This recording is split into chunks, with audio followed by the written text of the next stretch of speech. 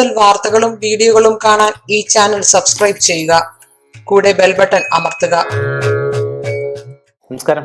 ഏഷ്യാനെറ്റ് ടിവിയുടെ എപ്പിസോഡിലേക്ക് എല്ലാ മനഃപ്രേക്ഷകർക്കും സ്നേഹം നിറഞ്ഞ ഹൃദയം നിറഞ്ഞ സ്വാഗതം. ഇന്നത്തെ നമ്മുടെ വിഷയം അലമാരിയുടെ കാര്യമാണ്.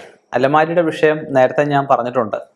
എന്നിരുന്നാലും ഈ ഭാഗത്ത് അലമാരി വെക്കല്ലേ, പണം നിൽക്കില്ല, പരീക്ഷിക്കാൻ നിൽക്കേണ്ട, അനുഭവം പ്രതികൂലമായിരിക്കും. അലമാരി എന്ന് വെച്ചാൽ എന്താ?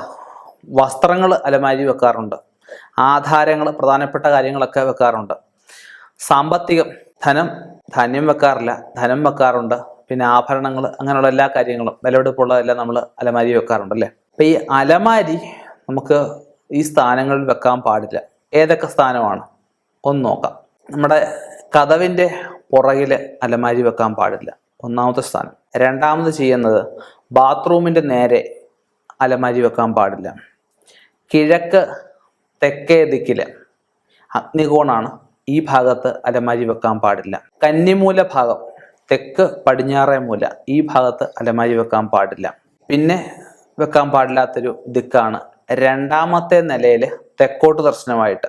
താഴത്തെ നില അത്രയും വിഷയമില്ല. രണ്ടാമത്തെ നിലയിൽ ഉയർച്ചയാണ്, ഉയർച്ച ഉള്ള ഭാഗമാണ് രണ്ടാമത്തെ നില. രണ്ടാമത്തെ നിലയിൽ തെക്കോട്ട് ദർശനമായിട്ട് ഒരു കാരണവശാലും വെക്കാൻ പാടില്ല. താഴത്തെ നിലയിൽ വടക്കോട്ട് ദർശനമായിട്ട് അലമാരി വെക്കാം. പക്ഷെ വടക്കോട്ട് ദർശനമായിട്ട് വെക്കുന്ന സമയത്ത് ഈ അലമാരിക്ക് നേരെ വാതിലുകൾ വരാൻ പാടില്ല. ഇങ്ങനെയുള്ള കുറച്ച് കാര്യങ്ങളുണ്ട്. ഈ പറഞ്ഞ ദിക്കുകളൊക്കെ നമ്മൾ അലമാരി വെക്കുമ്പം പലരും ശ്രദ്ധിക്കാറില്ല അല്ലേ. അപ്പം ഇങ്ങനെയുള്ള കാര്യങ്ങളൊക്കെ ഇനിയും ശ്രദ്ധിക്കണം. ഇതൊക്കെ ശ്രദ്ധിച്ചു കഴിഞ്ഞാൽ നമുക്ക് ഒരുപാട് കാര്യങ്ങൾ നമുക്ക് നഷ്ടപ്പെട്ടു പോയാൽ ചിലപ്പം നേടിയെടുക്കാൻ പറ്റിയില്ലെങ്കിലും ഇനി ഉള്ളതെങ്കിലും നഷ്ടപ്പെടാതിരിക്കും. നമ്മുടെ കഷ്ടപ്പാടിൻ്റെ അംശമാണല്ലോ സാമ്പത്തികം.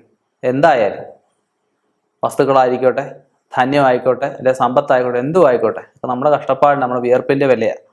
അത് സംരക്ഷിക്കേണ്ടത്, സൂക്ഷിക്കേണ്ടത് നമ്മുടെ കടമയാണ്. നിങ്ങളത് ചെയ്യുന്നുണ്ടാവാം. ഞാൻ ഈ പറഞ്ഞ കാര്യങ്ങളുടെ നിങ്ങളുടെ ജീവിതത്തിൽ എപ്പോഴെങ്കിലും ഒരു ഗുണകരമാവട്ടെ, എപ്പോഴെങ്കിലും നിങ്ങൾക്ക് ഉപകരിക്കട്ടെ എന്ന വിശ്വാസത്തിൽ, എന്ന ഭഗവാന്റെ നിറഞ്ഞ പ്രാർത്ഥനയിൽ നിർത്തുന്നു. നന്ദി, നമസ്കാരം.